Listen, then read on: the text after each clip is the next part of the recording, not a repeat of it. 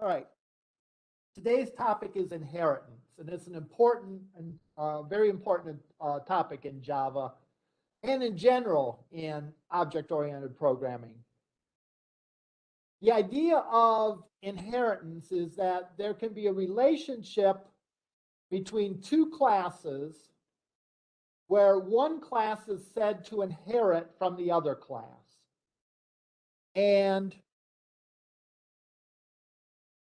a subclass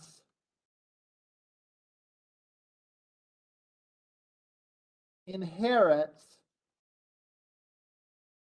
from a superclass.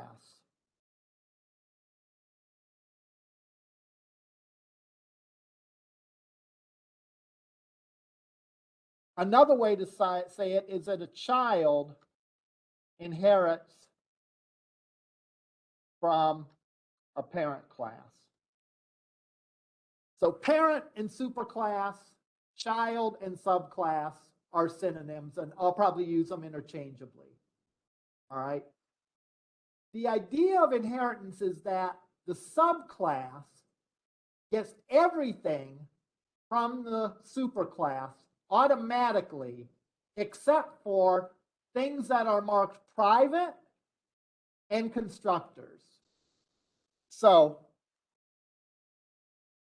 everything defined in parent class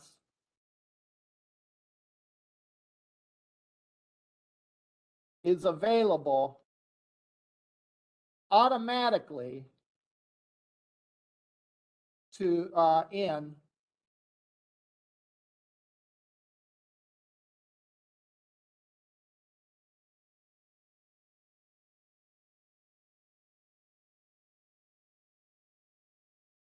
in the child class. What do I mean by except that which is private and constructors?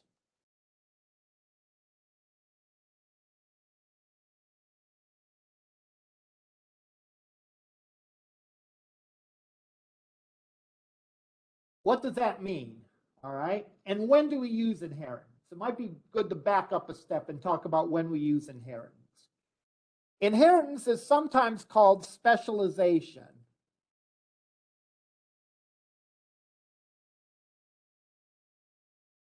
It's where you have members of a class for which there's a more specialized description. I'll give you an example. All right. You could have a pet class in your application. All right. Let's say you're running a pet store, right? You could have a pet class in your application, and there could be things like set pet name, get pet name, set pet weight, get pet weight, set pet birthday. All right.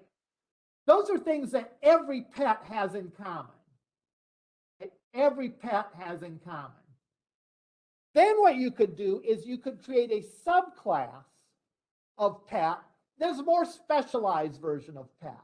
For example, dog or cat. And those classes get all the methods and properties that are in the pet class, except those that are private and constructors. So sometimes inheritance is called specialization. So if you have a special case of a class that maybe has some additional behaviors, or maybe does things a little bit differently than the superclass, you can have specialization. All right. And you can use inheritance. There's a way to tell if one class ought to inherit from another class, and that is called an ISA test.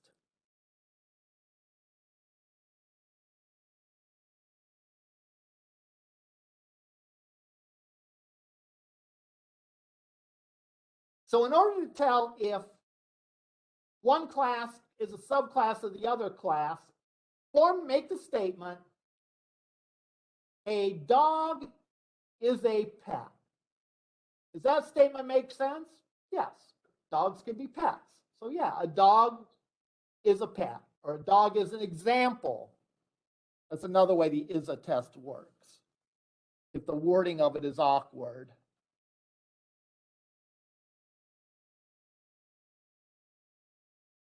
In your assignment for next week, that's due next week, you're doing students and graduate students, if I'm not mistaken.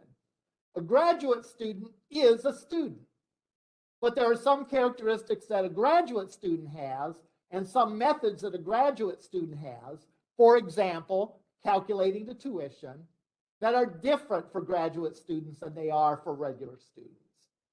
So all the things that you put in the student class, the name, calculate credit hours, all those functions will still apply for graduate students, but you can add things and you can override things in the super class. All right. We're going to look at a pizza example here where we have a delivery order. A delivery order is an order, right? It's just a special kind of order, a specialization. And it's going to have everything that an order has, right? What does an order have? It has a name, it has a list of pizzas, all right? A delivery order has those things. Add pizza, you have to add pizza to a delivery order. You don't do that any differently for a delivery order than for a pickup order. The only difference is there's a couple more pieces of information that are needed. For example, if I call for pickup, I don't need to give my address, right? If I call for delivery, I must leave my address, right?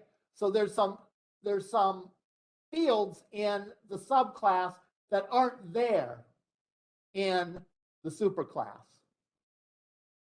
In addition, yes.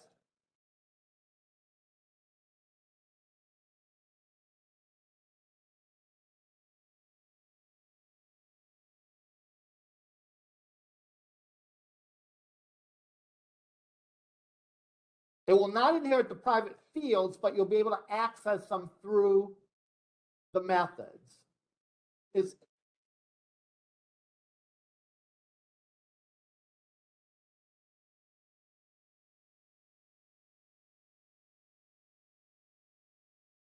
No, no. There's two things we could do, and I'm going to suggest the easy way out. All right. There is a third option between private and public, and that is protected. Protected is like halfway between private and public. Protected means that the class that defines it can access it, and any classes that inherit from it. So I think in my example, I make all the attributes in the order class protected, which means that in the delivery class, in the delivery order class, I can access all those attributes, okay? The other way to do it is you can keep them as private, but then use the get and set methods in the child class just like you would in any class. So if I wanted to, set some attribute that existed in the order class, from within the delivery order class, I'd have to say set that attribute, called the set method. All right. That is probably the more textbook answer solution to it, but just making them protected is fine in my book for this class.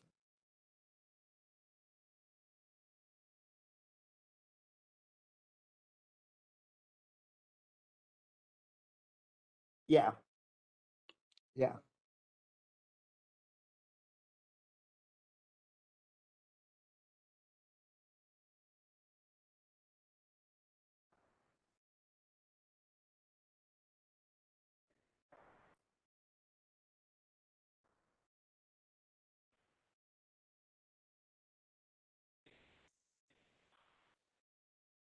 Saying, would you like, is it like a constructor thing or the child class? Okay, we are getting a little ahead of ourselves, but I'll be glad to address those questions now.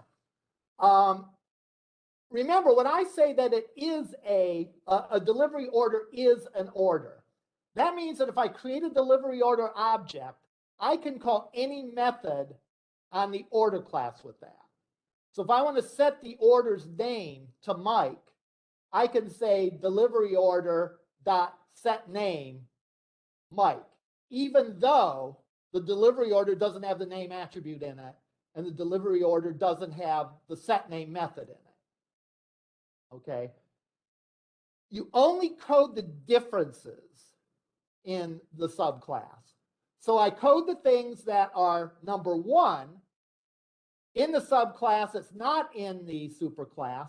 For example, in the case of a delivery order, I would put in as attributes the address, city, state, and zip, and I would put in get and set methods for those. But I don't have to add any of the other attributes that exist on the pizza class. I don't have to add that in the delivery class because it gets those members for free as long as they're not declared as private. And it gets those methods for free as long as those. So I can call the calculate bake time on a delivery order, and it will tell me the bake time, even though that method doesn't exist.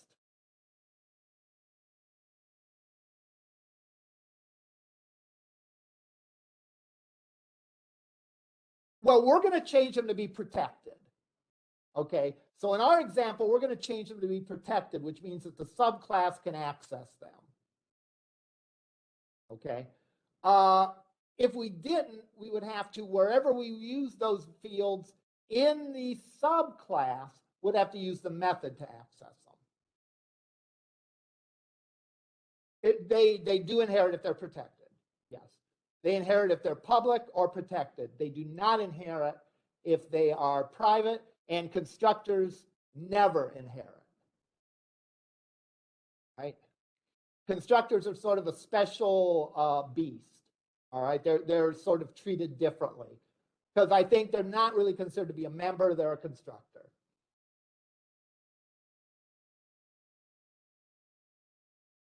So what I usually tell people is you code the differences. You code the stuff that's in the subclass that is not in the parent class. You also code what is different for the subclass than the parent class. For example, there might be a delivery fee. So if I have calculate total price, the calculated total price is the cost of the pizzas plus a $5 delivery fee, let's say. Right? So that's different for a delivery order than it is for a non-delivery order. Therefore, we code that. So we're only going to code the things that are different, all right, between the subclass and the superclass. That makes sense? Okay. We'll deal with constructors in a minute here. Let's forget about them. Let's actually look at the example because I think the example will clear up a lot of these things. Oh, a couple more things before I do that, before we look at example. Number one, you can sort of have inheritance going down in a chain. In other words, class A is superclass. Class B is subclass of class A. You could then have class C is a subclass of class B.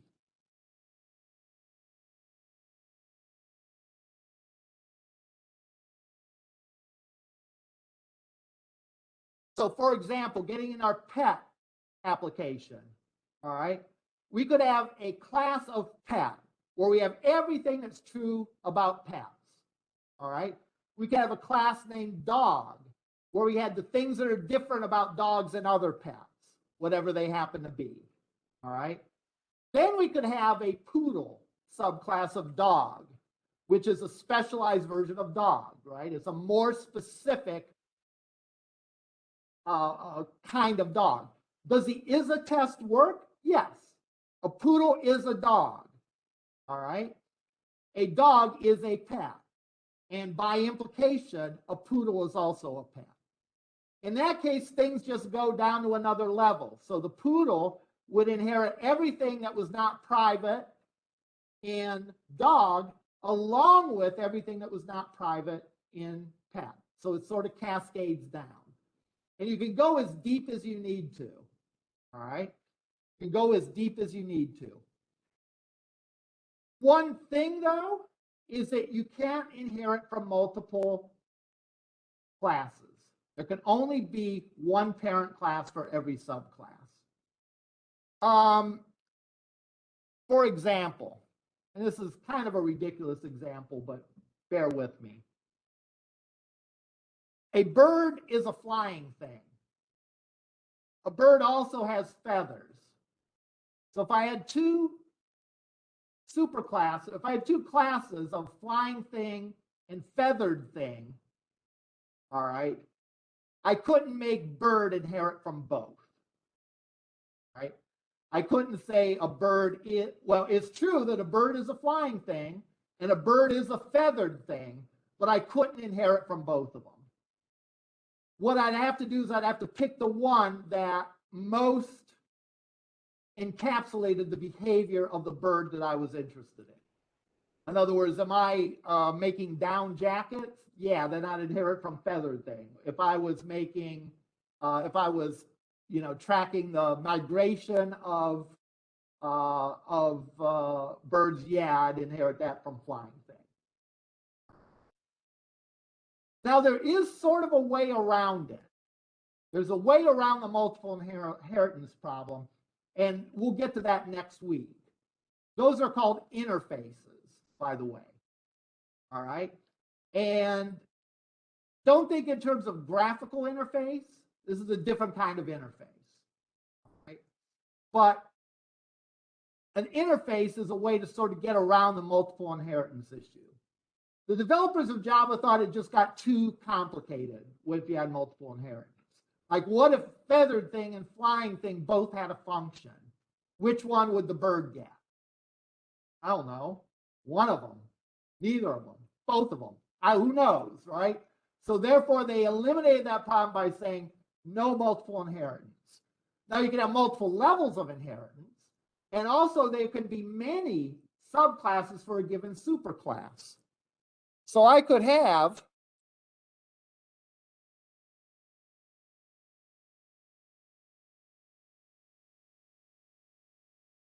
class D is a subclass of class A. Going back to our pet example, if pet was the top level object, I could have inheriting from that. I could have cats, dogs, birds, and turtles. All right. Inheriting from cats, there could be short hair and long hair. Inheriting from short hair could be American short hair and Siamese, and so on down the line. All right. So you can go as many levels deep as you need to. And at each step, you code the differences between all the stuff that the subclass has inherited and that particular class. The keyword for inheritance is extends. So I would say in this case, class B extends class A.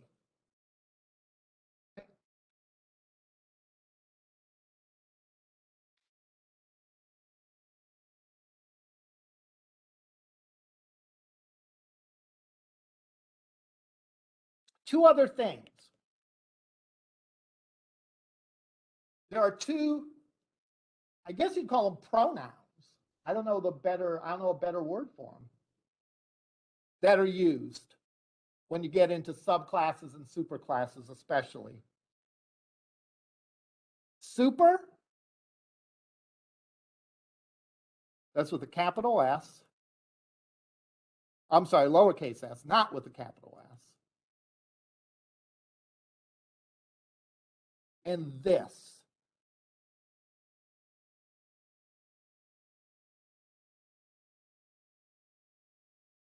Super refers to the parents and the functions on the parent. All right, you're not going to use it with attribute. For the most part, you would not use it for attributes, but you use it for methods. And let's do a little looking forward ahead here. In my example, I'm going to make the cost of a delivery order be the cost of the pizzas plus $5, right? So already there's a routine to calculate the cost of all the pizzas that exists on the superclass. I don't need to duplicate that functionality. I can just call the function on the superclass, get the result, and then add $5 to it. So that's a very concise way of doing that. All right. And I would refer to, if I wanted to refer to the superclass, I would use super. All right. If I wanted to refer to something in this class, in the class itself, I would use this. All right, let's look at the example.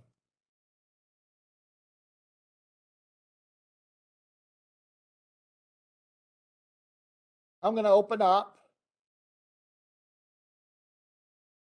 our unit test, our pizza class. Even though the pizza class has not been changed at all. When you think about it, it's pretty cool, isn't it? The code is so modularized that if we change something about the way orders are handled, we don't have to touch anything having to do with the pizza. That's really like the idea. We made these components, and the code about those particular entities are encapsulated.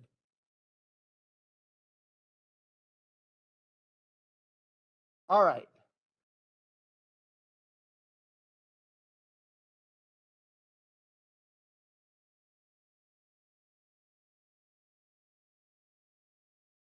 So let's look at our delivery order class. Public class delivery order extends order. That means in this class, delivery order is the subclass.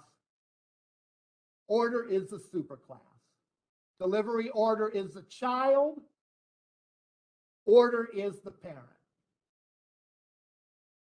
Delivery order is a special case of order, right? It's a kind of order.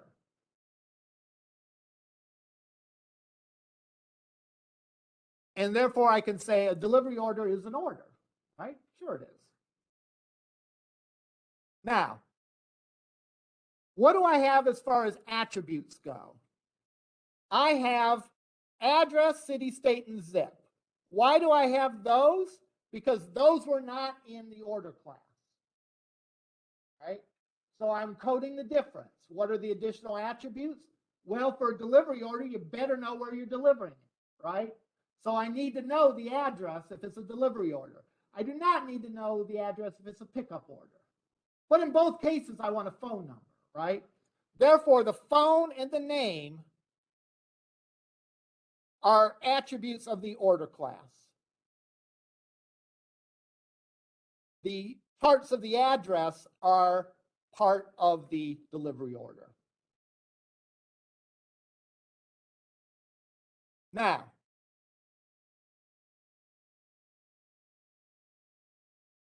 I changed these to protected. They were in the first pass private, all right? Protected means that I can write statements in this that accesses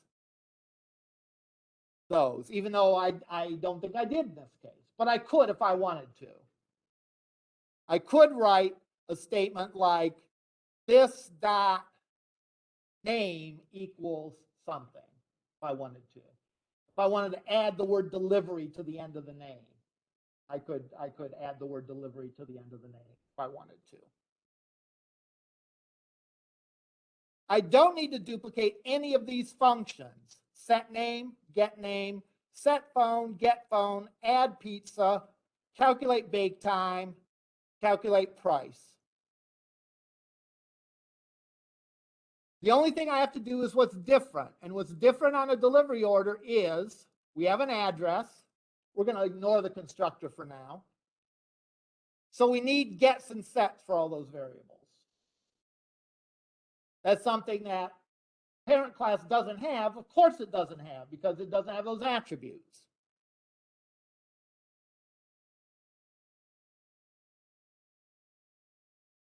It is warm. Yeah, please do.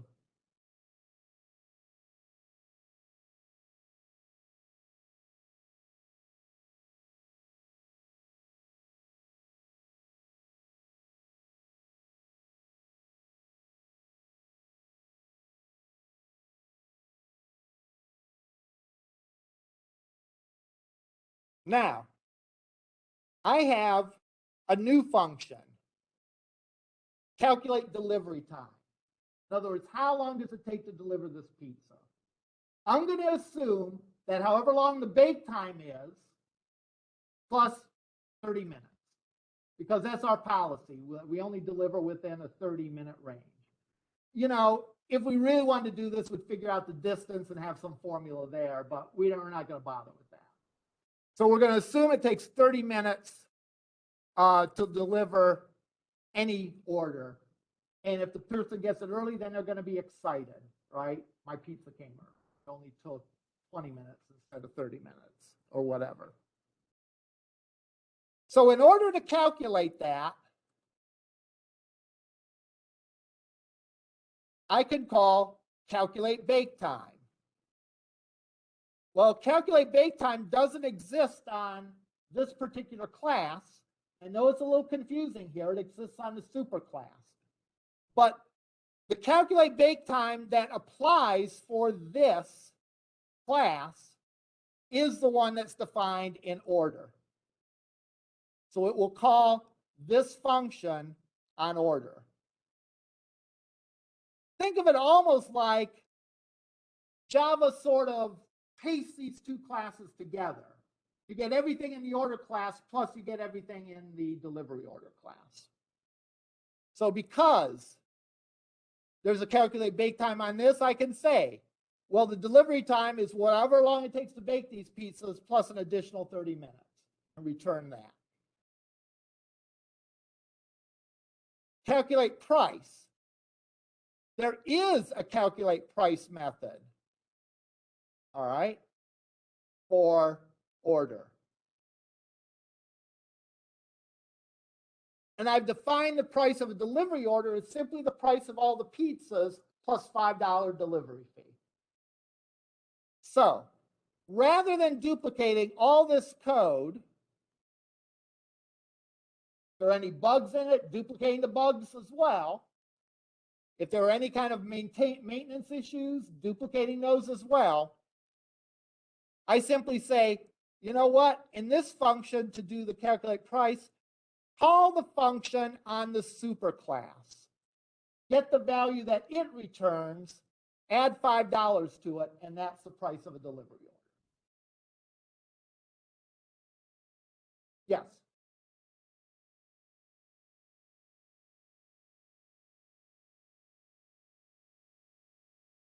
Great question. I never thought that it never struck me as unusual until I was presenting it today. The reason is because this object doesn't have a calculate bake time. So it's automatically going to go to the parent to find that. Whereas this class does have a calculate price method, and therefore we have to tell it not to use this calculate price method, but use the one above it in the super. Now these kind of things could change too, right? Maybe there was something that order inherited from, you know, and you could call super, you know, up to the order class, and then from the order class call super up to that, and so on down the line. Unfortunately, you can only do one super at a time. Right? Now, one thing that they mention, that this is sort of a newer technique, but if you're overriding a function, put this in there in your code. This is something that I think allows a compiler to do some things. Let me actually look that up.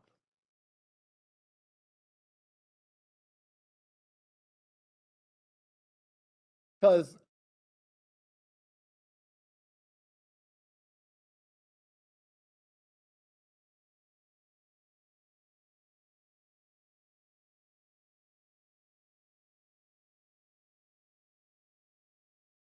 we use the override to, if the programmer makes a mistake, wrong parameters, you get a compile error. By using this annotation, you instruct the compiler that you're overriding this method. If you don't use this, then the subclass method would behave as a new method. All right, and it improves the readability of the code. Always a goal. What they are saying is, what if I spell the method as calculate price with a capital C? That's not the same name as calculate price over here. The fact that I said it overrides a method, when the compiler sees that there's no calculate with a capital C price in the superclass, is going to give me a warning or an error or something. It'll tell me. But if you override a method, just put the @override in there.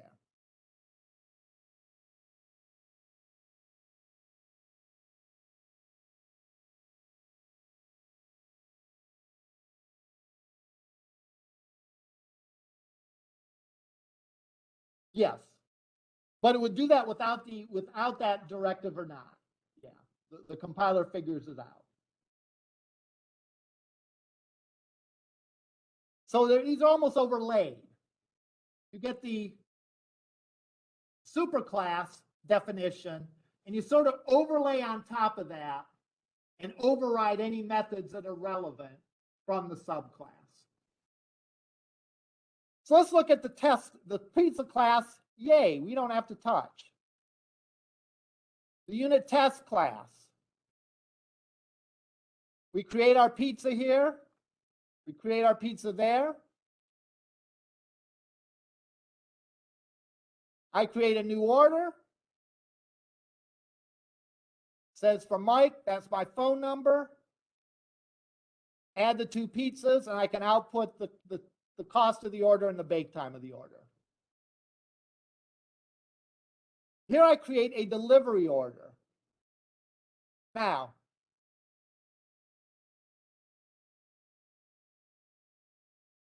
I'm going to start off by saying delivery order here. I'm creating a delivery order, which is D, and it's a new delivery order, and I'm calling the constructor.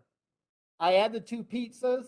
I can run it and get the price, the bake time, and the delivery time. Let's go and do that.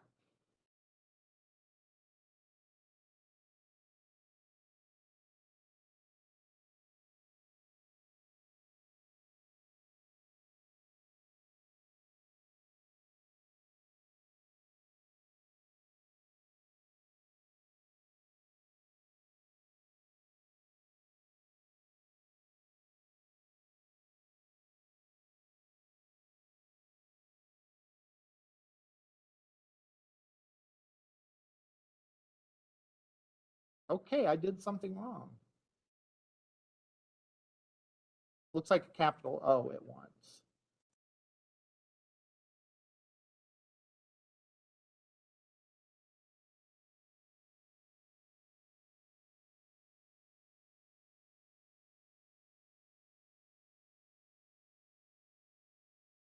All right, there we go. Compiles clean. Now I run it.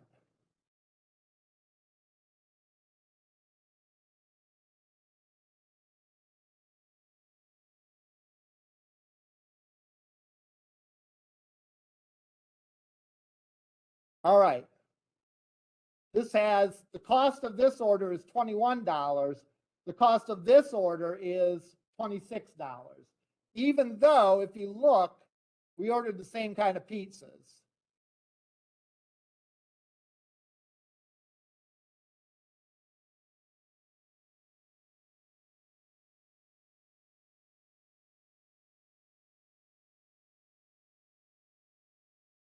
This should say third and fourth. We have a small, thick crust with no pepperoni. We have a large, thin crust without pepperoni. So this is pizza 1 and 2. This is pizza 3 and 4. 1 and 2 were added to the regular order. 3 and 4 were added to the delivery order. So the cost is the same, except there's an extra $5 added in. So we call the method on the delivery class. It said, call the method on the super class, get me the price, add $5 to it. They have the same bake time. All right. And the delivery order has a delivery time associated with it. Now, I'm gonna do some things, and we're gonna try to figure out if it's gonna work or not. What if I tried to say,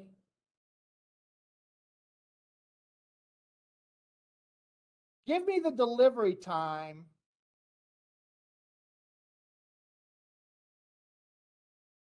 for this order, for order O. Remember, that's a regular O order. What do you suppose is going to happen? There'll be a compiler error. Why is it a compiler error?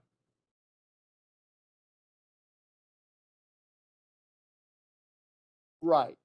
In other words, there's no calculate delivery time function on the order class. It only exists on the subclass. Therefore, I can't ask for an order what the delivery time is. And sure enough, if I do that, we get an error. What this is saying is on the variable O of type order, it cannot find this method, cannot find calculate delivery time.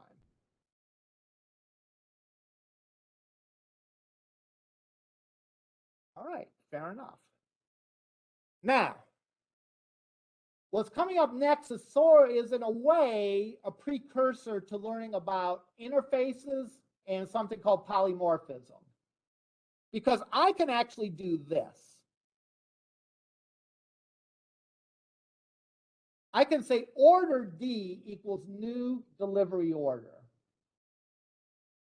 Okay. Now that might look a little confusing, but what this is telling me is in the variable D, I can have any order. What kind of order does it have initially, though? It has a delivery order. That's okay, because I can put a delivery order in a memory location that's meant to have orders, because a delivery order is an order. So a delivery order will fit fine right in there. Now,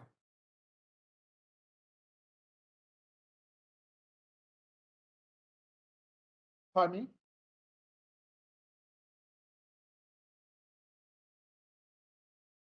Yes, because it's actually creating a delivery order. It's creating a pointer of type order, but it's actually creating an object on the heap that's a delivery order. So I commented this out specifically for a reason. So we're going to save this. And this is going to compile okay, unless I mistype something. And it's going to run. Notice what it did, though. It treated that second object as though it was a delivery order, even though I said order D equals new delivery order.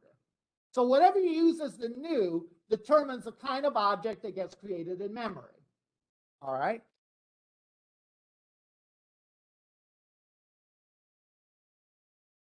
However, it obviously uses the right version of the calculate price method because it tacked the $5 delivery charge down. Now, this might be a little odd, but after a while it becomes clearer. What if I try to calculate the delivery time? You might think to yourself, it should be able to do that. It is, after all, a delivery order. Well, that's logical, makes sense, but it's not correct. It's not correct because, yes, it is a delivery order now, but I could put any kind of order in that. I could have another statement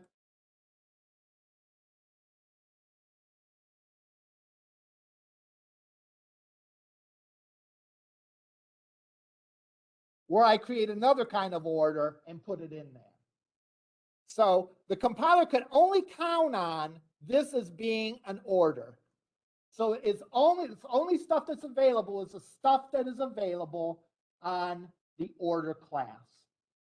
That being said, it is, when as far as creating this object, it creates a delivery order object, and therefore for methods that they have in common, it will give you the delivery orders version of the method. Does that make sense? You might have to ponder on that one a little while. All right.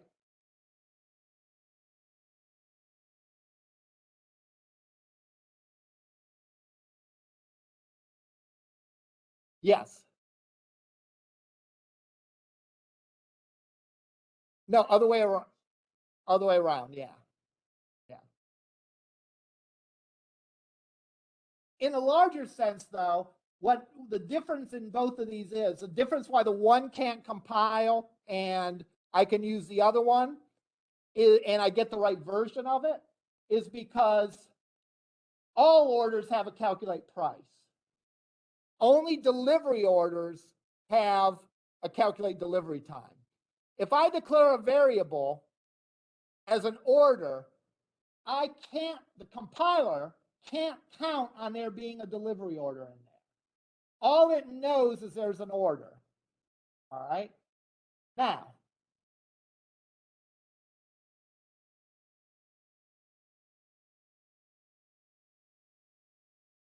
we'll save that for later. I thought of something, but we'll save that for later. That being said, since this is actually a delivery order, it will use the right version of the function, provided that the function is available in the order class. Now, about constructors. Question?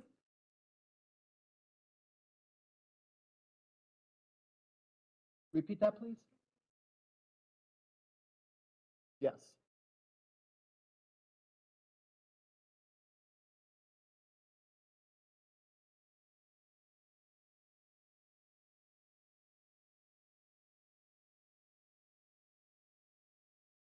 You can't use child-specific functions because all the compiler knows is that there's an order in there.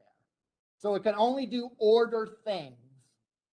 Even if it's, well, but if it's overridden, it will do the delivery order version of that function. But you can't do something specific to a delivery order unless you declare it as a delivery order. Remember when we did this and said delivery order, it worked just fine because it knows it's a delivery order.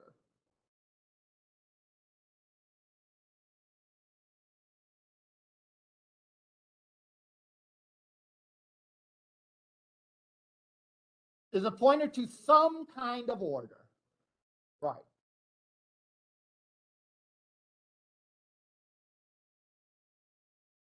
Exactly. It's making a delivery order in memory, and it's pointing a order pointer to it, something that can point to any kind of order. And because it can point to any kind of order, we can only call order-like things for that function. Last thing is constructors. That last thing we're going to cover today. Definitely not the last thing, period. All right? You don't inherit constructors. So what do you do? Well, you have to declare them on your own. So in this case, I've declared a constructor that accepts 6 arguments. First 2 of those are name and phone. The last 4 of them are the things that are specific to the delivery order class. This is where you get into what's called constructor chaining. What I can do to the first two is I could call the super classes constructor and give it a name and a phone.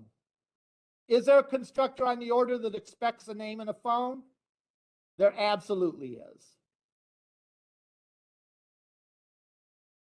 One thing, if you're calling the super, it has to be the first line in the code, in the method or constructor. I can then set the other fields to the remaining arguments. So I let the superclasses constructor handle the things that they have in common. I write my own code to handle the things that are specific to delivery order. But I have to declare constructors. If I want any constructors, I have to declare them. And the superclasses constructor happens first. All right. And it would go all the way up the chain. If there were 5 different areas, all those constructors would chain together, and ultimately the top level constructor would get called first, second level, third level, fourth level. All of those constructors have to go off in order for you to create that object. Because remember that this object, part of the code from the object comes from the order class, part of it comes from the delivery order class. So it has to actually go through the process of constructing an order, all right, in order to make that variable point to a delivery order class, because a delivery order class is an order with some extra stuff tacked onto it. Any questions?